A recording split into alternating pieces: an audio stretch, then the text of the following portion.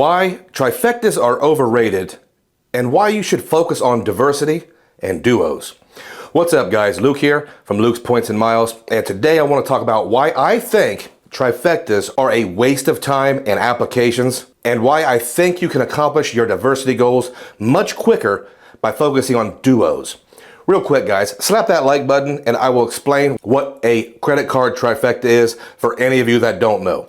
A trifecta is normally a 3-card setup from one issuer meant to complement earnings categories and benefits. The most famous version of this is obviously the Chase trifecta, which includes a Sapphire card for the travel benefits and the ability to transfer points to partners. In addition, the Freedom Flex for its points earning ability on 5X categories. And we'll also need what is normally termed as a catch-all, in this case the Freedom Unlimited for the 1.5x earnings on that very large everything else category. So why do I think trifectas are overrated? Well, first, are you tired of guessing which credit card to use for every purchase? What if there was a smarter, effortless way to never miss out on rewards?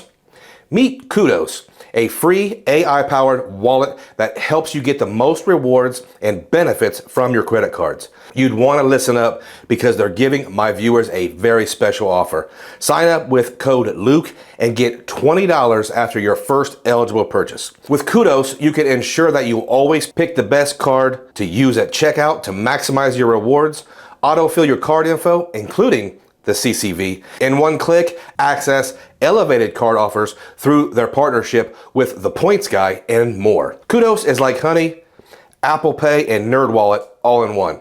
But don't just take my word for it. Kudos is trusted by over 200,000 shoppers who collectively earned over $150 million in rewards with Kudos, all while maintaining a perfect 5-star review. There's a reason why Card Rates awarded Kudos the #1 app to multiply your credit card rewards. Kudos is just that good. And the best part, Kudos is completely free. There's no hidden fees, just more cash back in your own wallet. Kudos simply earns a small commission when you shop at one of their 15,000 participating stores. So what are you waiting for? There's literally no reason not to use Kudos when you shop on your desktop or your iPhone. Just click the link below and use code Luke to get Kudos for free today. Make sure you sign up with code Luke to get $20 after your first eligible purchase. Start getting more out of your credit cards with Kudos today. Well, I think the idea is sound, but now it's just something that's been repeated over and over, like so many other things in this game. If you want to use credit card points and miles to travel for less, you don't need 3 cards from one ecosystem, and I think you're kind of wasting your time and an application for even thinking about focusing on that. Let's also consider that a lot of folks like to bonus hunt, especially their first 2 to 3 years in the game. So why acquire the Chase trifecta if you're just going to be applying and spending on new cards anyway? Now, I say this because eventually your velocity will slow down and you always have time for that low-hanging fruit like the Freedom Unlimited, which is quite possibly the least valuable of the entire bunch at 1.5x. The next reason I think trifectas are overblown is the catch-all card. Do you need a catch-all card from Chase, Citi, Amex, and Capital One? What about from Wells, Bilt? My advice would be to find one catch-all card, maybe the one that earns the best, has some kind of benefit for spending, or maybe it's just from your primary or favorite ecosystem. In my example setup for today, I'm going to choose the Capital One Venture X because it earns double miles on everything, and it kind of takes up 2 positions on the team. I'll explain more on that later. If you want to choose a Citi Double Cash that earns 2 times thank you points, then that works as well. The everything else category is likely to be a larger one, so choose wisely. Let's dive into a duo strategy that will give us more opportunities for that great, or in most cases, that average redemption. Since so many folks really like to chase sign-up bonuses, I think this idea will be fairly popular. What are some advantages of duos? First off, each issuer normally has their own version of promotions and spending deals. Amex offers, Chase deals, etc. It's nice to have access to as many of those as possible. What about transfer bonuses? Guys, I can't stress this enough. A 25 or 30% transfer bonus can change your average run-of-the-mill trip to grandma's house to an Aunt Connie sock-knocking big league redemption. Now, I know most of you don't like great redemptions, but trust me on this one, they are better. There are normally some type of bonuses out there from at least one issuer, so I really like to be able to take advantage of those. Speaking of transfer partners, each issuer has some different partners that you will maybe one day utilize. Chase has Hyatt and United. Amex has A&A and Delta. Citi and Capital One, they have Turkish. It makes sense to have access to as many as you can. Critics will say that you could be diluting your points down, but I don't think so. If you see that happening, you can just always adjust fire accordingly, start focusing more on that one ecosystem. So let's talk about some examples of this strategy, and for this particular exercise, I won't include business cards just to keep this more appealing to the masses. Obviously, we love to start with Chase because the awesome 524 rule. So let's start our collection with the Chase Sapphire Preferred.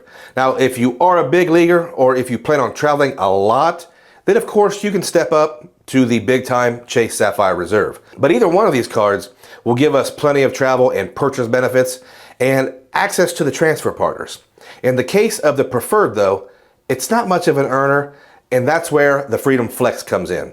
We'll grab that one for its 5X categories, rotating each quarter. Next, I would consider Capital One and Citi. Depending on your velocity, it could be tough to get into each of these issuers later in the game.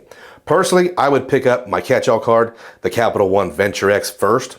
This card, again, will give us plenty of Visa Infinite benefits, so plenty of travel perks like lounge access, and it doubles as our catch-all. Obviously, I would pair this one with the Capital One Saver One for the 3X on dining, groceries worldwide, and entertainment. Capital One cards don't have foreign transaction fees, so this one can get some heavy use if you're going to be traveling outside the borders of this great nation. If you don't need the travel benefits on the Venture X, or you really want to save on annual fees, there are other options like the Venture card or the Venture One no annual fee card.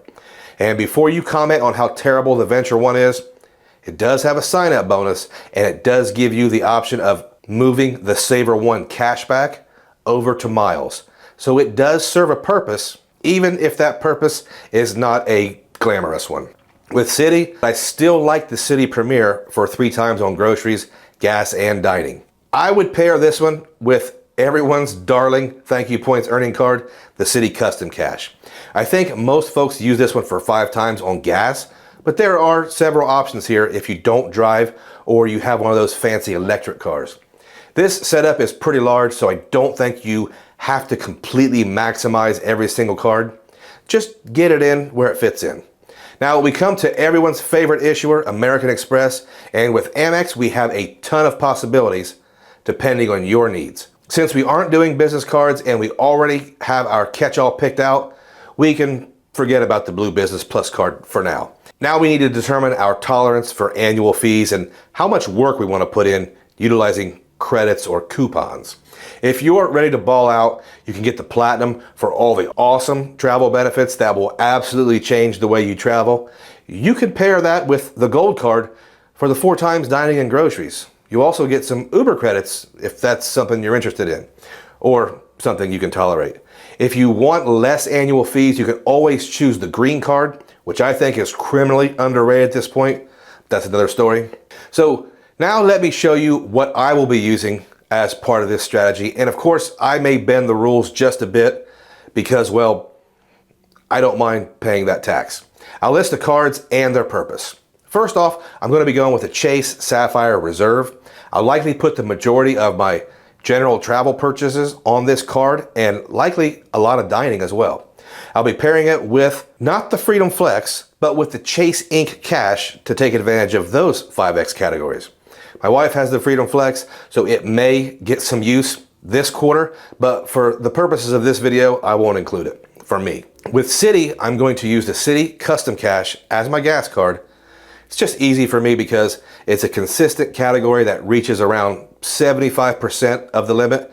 I'll pair that with the Citi Premier that will rotate in with groceries, which is my largest expense by far, and the Premier will likely see some restaurant spend as well, depending on how the points currency balance looks.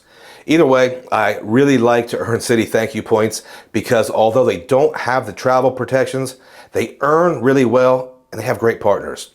Capital One is pretty easy for me as I'm a huge fan of the Capital One Venture X, which will give me access to airport lounges as well as some great transfer partners.